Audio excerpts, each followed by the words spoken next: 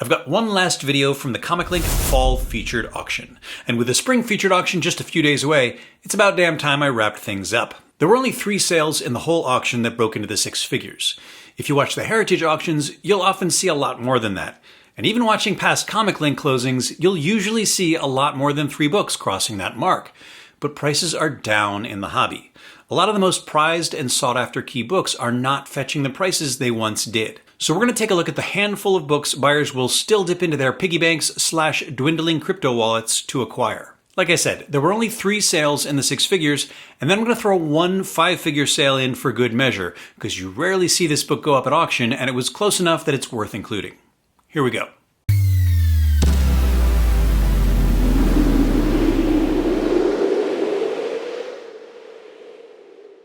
In 1 minute, we have the biggest book in this auction, the whole 3-day auction. Last time it was Captain America Comics #1, which sold for $240,000, $250,000. This time it's Batman #1. I got nothing bad to say. Oh, I have one bad thing to say about this book. One big ding is it has slightly brittle pages. Now, brittle pages, that's different from white, off-white, cream, tan, all of that. Brittle, as I understand it, means that there is something eating away at the pages that cannot be undone.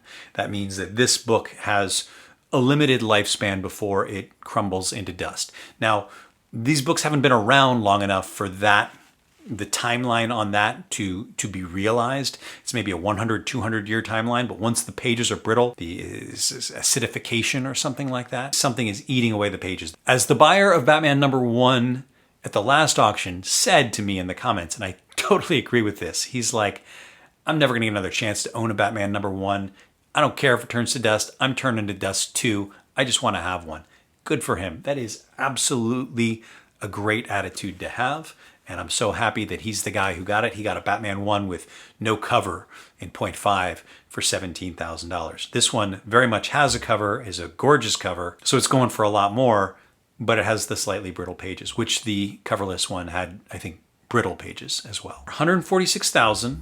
The fair market is $290,000 based on quite a few sales. 264, 336 is the high sale.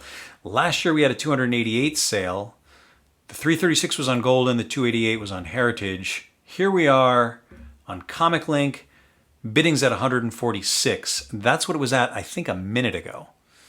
Let's see what happened. 185. Shot up 39,000 in the last minute. That is got to be disappointing. The last time it sold for less than that was 5 years ago. Great news for the buyer. They just got a beautiful looking copy for way below fair market value. And I'm going to chalk that up to the brittle pages.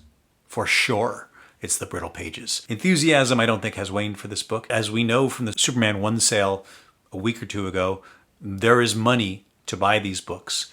I made an argument in the preview that this Batman 1 should be valued higher than Superman 1. There are more copies of Batman 1 than there are of Superman 1, but Batman 1 has the first Joker and the first Catwoman. Superman 1 is a book of reprints. My hope and speculation that the Batman 1 would one day surpass Superman 1 in value does not seem to be coming to pass based on this sale. 9.0 of Superman 1 sells for $9 million, and a 4.0 of Batman 1 sells for about 1/50th as much money. Justice League, Brave and the Bold 28, 9.2. 85,305 is what the bidding is at. Oh, there we go. With 4 minutes left to go, we are at 106,000. I don't know if I made a prediction on what this would be. I think it's going to end up around 90, 95,000. So this is the book that has the fair market at 200,000, but it's a really unfounded fair market value. What happened is somebody paid 800,000 for the highest graded copy on Heritage last year. And so Go Collect has extrapolated based on that one very high sale price and put the 9.4 at 400,000, and they put the 9.2 at 200,000. So we really haven't seen what the actual buyer interest is in this book for a very long time. We are seeing it right now. There's really never been a sale at 9.2, at least that Go Collect tracks, that puts it anywhere near that. So we're at 106, which is only half of the 200,000, but as I now understand, it's way high. 42 2 seconds left to go. We're going to see this move, if it does move, and it looks like it's going to move. It looks like there are multiple parties interested in this book. 10 seconds left to go. Nothing. If anybody's going to bid on it, they're throwing their bids in now. And let's see which one's the highest. Nothing. Okay, we're done.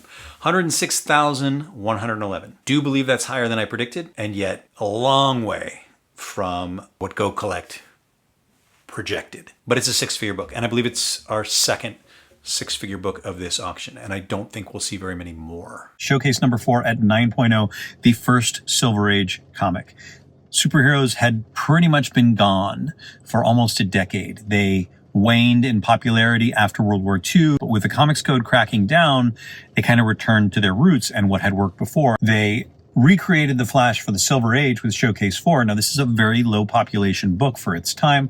1956, we've only got about 450 copies, and very few of them at high grade. So this goes for a lot. The value of this book isn't based solely on the creation of the Silver Age Flash. It's based on it being the first Silver Age comic, a whole new change in direction for comic books. 95,000 was the high bid. The fair market is 96,000, but let's take note, the fair market at 8.5 also 96,000, and at 8.0 also 96,000. So I'm guessing there just haven't been a lot of sales in these high grades for them to get any sense. But they do have a 9.6 sale from, I think, last year on Heritage for 900,000. So there's a lot of room to play with pricing here. It'll be interesting to see where it lands. The last sale was 96,000 last year on Heritage. This looks like it's going to beat it. 95,000 was the last high bid. I have a feeling this is going to jump in the final seconds. Let's see if it did. One bid up to 100,000. I think you have to go up 5,000 at this point. $101,000. Is that right? No, not $101,000. $100,000 and one. $100,001. That's how you say it. 100001. That is our sale price. So moving the needle up a little bit on that book, but a long way from the 9.6 for 900,000. This is one of the handful of six-figure sales in this auction, but it's only a six-figure sale by $1.01. We're going to finish this up, and I missed a whole bunch of auctions. Let's see where we are. Oh, you know what? We just made it in time for another one of the biggest books in this auction, Whiz Comics number 1. This is technically Whiz Comics number 2, but it's known as Whiz Comics number 1, the first appearance of Captain Marvel. The story on Captain Marvel, Fawcett was a competing publisher in addition to MLP, Timely, DC. This is the very, very dawn of the comic industry. Superman was the first big hit in comics that weren't just reprints of newspaper funnies like Famous Funnies was. He was the first popular big hit character who was indigenous to comic books. So there was a lot of imitation and just a ton of superheroes who came out in the aftermath. Most of them were fairly distinct. The Shield, the Sandman, Batman. They had their own things going on, but DC felt that Captain Marvel hewed a little too close to their main man, Superman, and so they sued them. With the high bid at $71,001, it's a very nice 3.0. It got the CVA label, 3.0 white pages. Fair market is $52,000. But let's look at the other.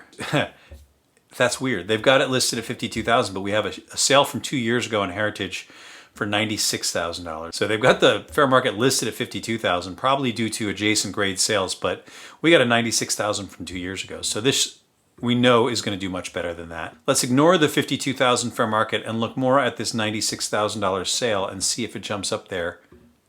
$80,667. So well above what it's listed as going at, but well below that Heritage sale. So there you have it. All DC and Fawcett keys. 2 low-grade books from the Golden Age and 2 high grades from the very start of the Silver Age. That's what it takes to cross the $100,000 mark these days. Will they ever go back up? I don't know. I can think of a lot of reasons why they would, and just as many why they wouldn't. Only time will tell. That's all for now. Thanks for watching.